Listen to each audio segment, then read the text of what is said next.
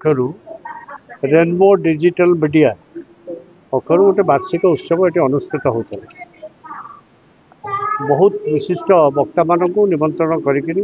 अनुष्ठान पक्षर डाकी मोर मध्य सौभाग्य मिलता ये अतिथि भाव में जोग देवाई डिजिटल मीडिया प्रेजेंट स्थिति या किभली अधिक उत्तरदायित्व रहिबो डिजिटल मीडिया एवं ताकू संपूर्ण निज नियंत्रण में छड़ा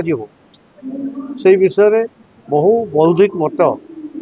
अन्य वक्ता मान पक्षर आसवा सहित भारत वर्षर गणतंत्र मजबूत पाई एक सम्मिलित नेतृत्व जार नेता और कर्मी भितर दूरता विशेष ही नथी राज्य मानक केवल नुहे राष्ट्र स्तर में एवं राजनीतिक दल गुड़िकर जो रजिस्ट्रेशन दि जाऊँ से क्षेत्र में किपर स्वच्छता आसो ये समस्त कथार ये गोटे डिबेट होता आलोचना चक्र भली होता एवं आशा करागला जे आमर जो डिजिटल मीडिया बंधु माने प्रिंट मीडिया भाई माने यही एक मत गठन करेंगे जेभली स्वाधीनता पालन हमार दिवस पालन हमार 75 वर्ष जितेबाला अमृत महोत्सव होती शतवार्षिकी है बेलू ये मीडिया वर्ल्ड आहुरी अधिक स्वयं सक्रिय हम शक्तिशाली हम एवं भारत वर्षर गणतंत्र ठीक ढंग से परिचालित हम आज देखिए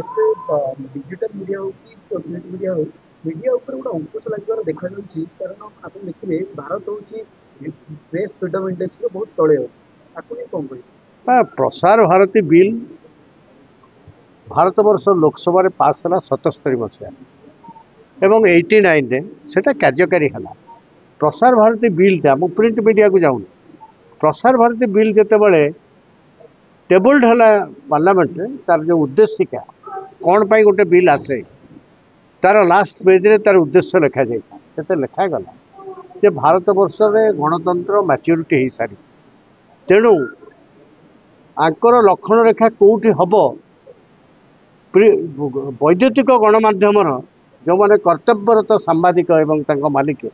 आम छाड़ीदा तेणु आपण मान कौन आईन कानून कौन पाबंद ना जोटा प्रिंट मीडिया अच्छे तेणु कलेक्टिवली ये हूँ वैद्युतिक गणमाध्यम कनसाइंस बा विवेक से कौ मार्गे निजक परिचालित करेंगे यही विषय में मोर कौन निर्दिष्ट मत ना रेगुलेट करा अमुक आज देखो गोटे भल दिन रेनबो डिजिटल आज फाउंडेशन डे पालन है जो उद्देश्य थिला मीडिया मीट्र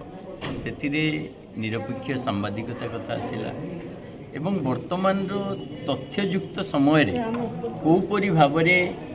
संपूर्ण भाव में आम लोक सठिक तथ्य दे पार भी आलोचना है आम कथा रखुलु जे देखो एत बड़ कुंभ मेला गोटे हादसा हो गला तथापि केते जन मृत होती एपर्यंत सठिक तथ्य बाहरी पारे तेणु सठिक तथ्य बाहर जनता भितर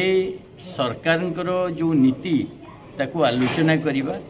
और सबुठ बड़ वर्तमान टाइम रे डिजिटल मीडिया जो रोल आपण माने केवल जे सरकार को प्रश्न पचारुचंती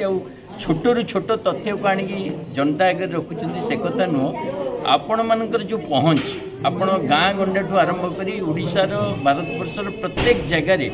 मु देखुची वर्तमान डिजिटल मीडिया उपरे लोकंकर अधिक भरोसा तेणु ये परिस्थिति रे आज जो आलोचना रे डिजिटल मीडिया आगामी दिन में किपरि से उन्नति करेंगे से कथा भी